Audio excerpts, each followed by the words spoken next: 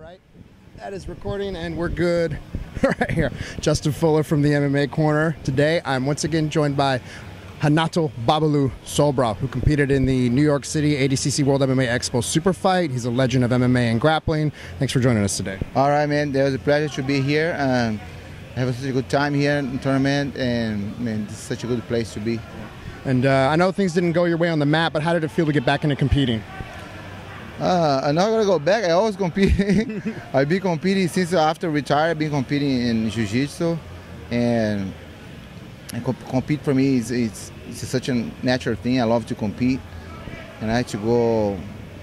I was gonna compete forever in my life. You know, even when I retire as a professional, compete for me is just. It's so natural for me. I cannot stay without competition. So either ADCC, gi, no gi, IBJJF, we're going to see you on the mat until you can't walk anymore, right? Yes, until I cannot walk anymore, I can compete.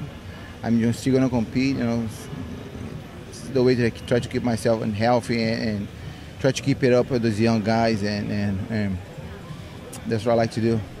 Do you have any other matches lined up for grappling? No, I don't have any. Probably now is another one is in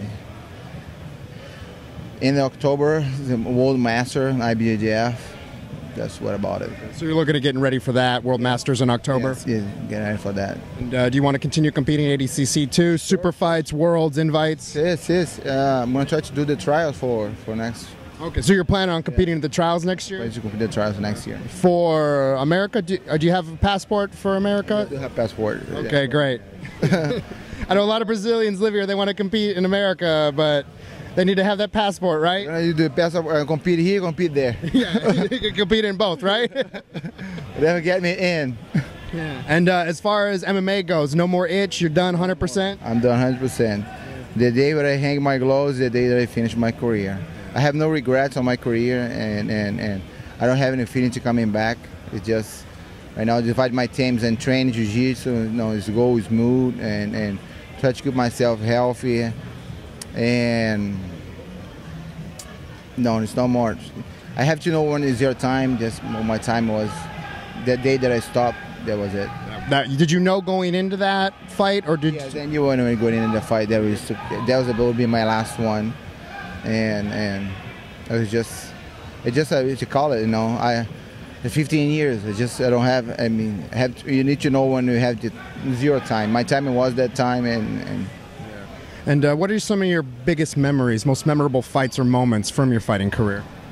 I think the biggest, I have so many, but I think it was one time when I was coaching me, actually. When I was coaching, that I think on Fabrício Verdun won against Emelianenko Fedor. I think it was the biggest moments of my life on all those years of my fighting, because was such a great accomplished. Yeah. All the wars you've been in, all the legends you've fought and accomplishments, and for you as a coach, coaching Fabrício Verdun against Fedor Emelianenko when he beat him. I think it was the biggest one. That's definitely respectable, and that's very unique, especially for someone with so many good fights that we love seeing. Yeah. I mean, that was, I don't know, it's just the way I feel. And all my fights, you know, it's just, I like to compete, and I cannot pick one. Well, all the fights was important for me. It's different, you know. Someone because I have so many fights, 50 fights, so I cannot say their victory, their loss. It's always something. It's always something. Always a hard time.